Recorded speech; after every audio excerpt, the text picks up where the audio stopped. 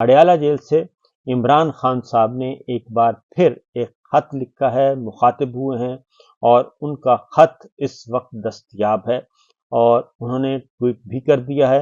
मैं भी आपके सामने उस खत के मुंदरजात रखता हूँ। फिर अलीमा खान साहिबा, इमरान खान साहब की बहन है, उन्होंने बहुत ही एक तशवीशनाक ट्वीट किया है जो कि अज खुद एक खतरनाक और एक बहुत ही सनसनी खेजी है, और उस ट्वीट पे यकीन करने को दिल नहीं करता क्योंकि काफ़ी ज़्यादा ऐसा ट्वीट है कि हिला देने वाला ट्वीट है।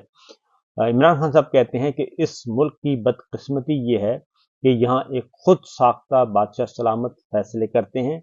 जब किसी मुल्क में हुकूमत ऐसे लोगों को मिलती है जिनके पास मैंडेट नहीं होता तो मुल्क फसाद और इंतशार की नज़र हो जाता है, और ये इंतशार आज कश्मीर में नज़र आ रहा है।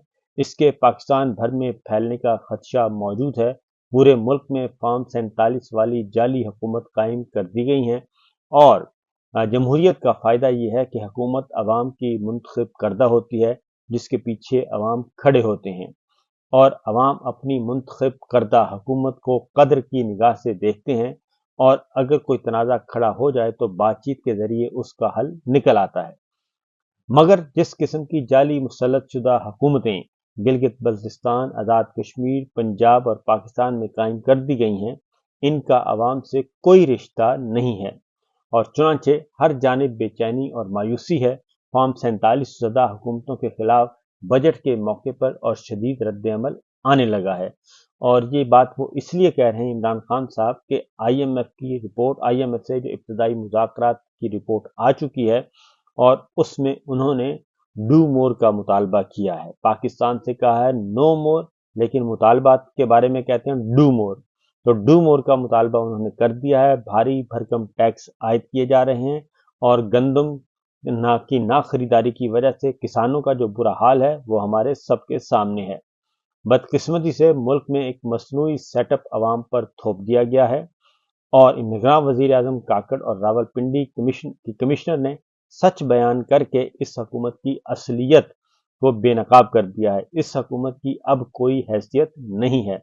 इमरान खान साहब ने लिखा है कि SIFC, जिसके रूह रवां आर्मी चीफ आसिम मुनीर हैं, उन्होंने कहा है कि SIFC जैसा गैर आइनी इदारा और इस मुल्क पर थोप दिया जाता है और कोई नहीं बोलता। इसका एक ही काम था कि मुल्क में पैसा लाए, जबकि पाकिस्तान बिजनेस काउंसिल ने खुलकर बता दिया है कि पैसा मुल्क में आने के बजाय पैसा मुल्क से बाहर भेजा जा रहा है, और बाहर जा रहा है और बेशुमार पैसा जा रहा है। और दुबई लीक्स आपने देख ली है कि 2 सालों में 12 अरब डॉलर यानी कि 3,300 अरब रुपया, 3,300 अरब रुपया पाकिस्तान से 2 सालों में दुबई चला गया है, और वहां पे प्रॉपर्टीज खरीदी गई हैं। तो वही इमरान खान साहब कह रहे हैं कि पैसा आने के बजाय बाहर जा रहा है, और पाकिस्तान बिजनेस काउंसिल ने भी ये बात बता दी है। तो एक तरफ कौम को ज़रई इनकलाब की ट्रक की बत्ती के पीछे लगा दिया गया है, और दूसरी तरफ गंदम दरामद करके अरबों की दिहाड़ियां लगाई गई, जिससे गंदम के काश्तकारों का मुआशी तौर पर कत्ल हुआ। और इस जाली सेटअप में हुकूमत इन लोगों को दे दी गई है जिनकी अपनी सारी दौलत डॉलर की शक्ल में बाहर पड़ी है, और न सिर्फ दौलत बाहर पड़ी हुई है बल्कि लीडर को कुर्बानी देना पड़ती है, और नवाज और जरदारी का ये गिरोह किसी सूरत कुर्बानी नहीं देगा, और ना ही ये लोग अपना पैसा मुल्क में वापस लाएंगे। अब तक तो यही है जी कि पैसा मुल्क में नहीं आया बल्कि बाहर जा रहा है। और इसके साथ साथ उन्होंने कहा कि नवाज और जरदारी का ये गिरोह किसी सूरत कुर्बानी नहीं देगा, और ये अपना सरमाया जो है वो मुल्क में नहीं लाएंगे।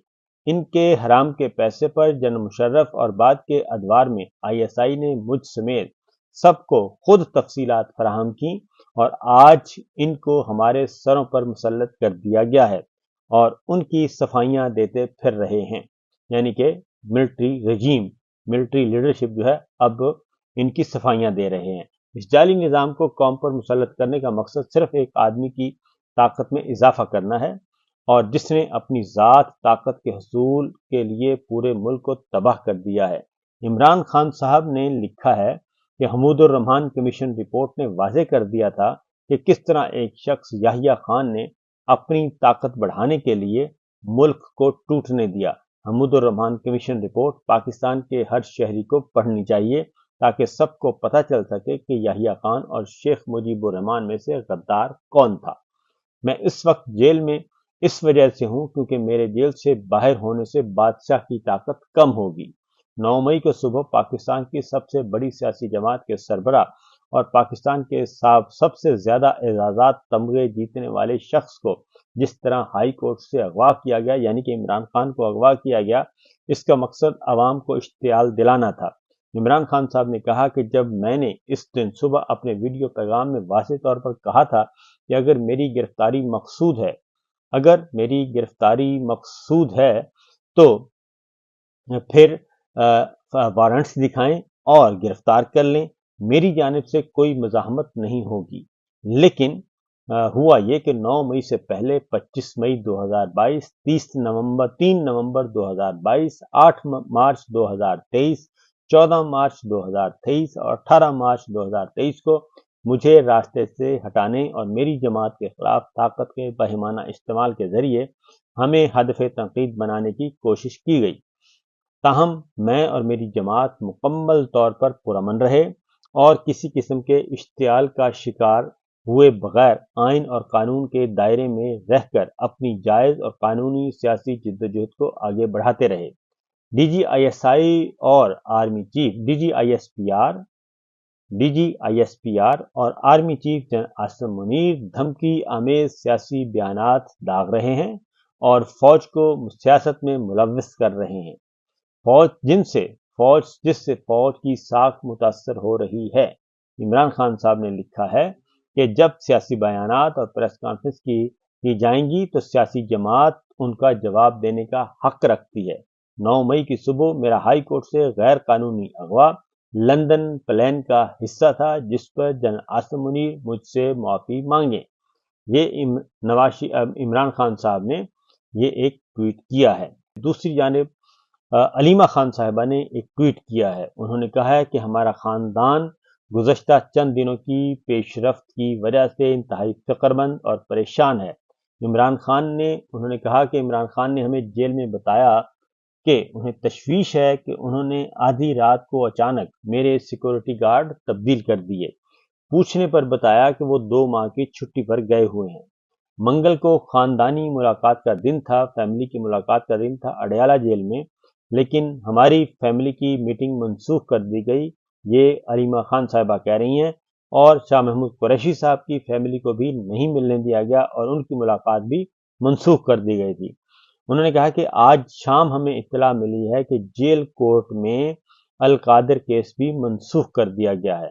بالکل آسان، ہم اس کی حفاظت اور بہبود کے بارے میں بہت فکر مند ہیں اور اس کی زندگی کو خطرات کو کبھی رد نہیں کر سکتے۔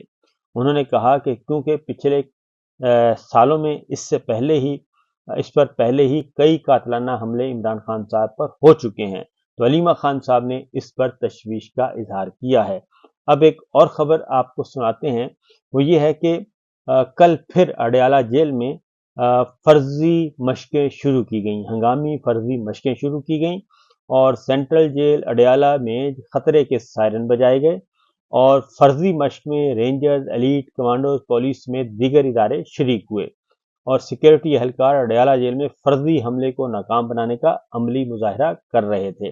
فرضی مشقیں سیکورٹی وجوہات کے باعث جیل میں 3 دن کے لیے ملاقاتوں پر پابندی عائد کر دی گئی ہے اور اڈیالہ جیل کے اطراف سیکورٹی سخت پالیسی کی اضافی نفری بھی تعینات کر دی گئی ہے۔ اب یہ جو پراسرار سرگرمیاں ہیں، اس کی وجہ سے زیادہ تشویش پائی جاتی ہے، اور اگر عمران خان صاحب کی بہن یہ بات کہہ رہی ہیں تو اس کا مطلب ہے ان کے پاس کوئی نہ کوئی ایسی حساس، خطرناک اور ایک ایڈورس انفارمیشن موجود ہے۔ تو یہ ہے سچویشن جی، یہ ہے صورتحال۔ تو دعا کرنی چاہیے کیونکہ پاکستان کی کوئی بھی کل اس وقت سیدھی نہیں ہے۔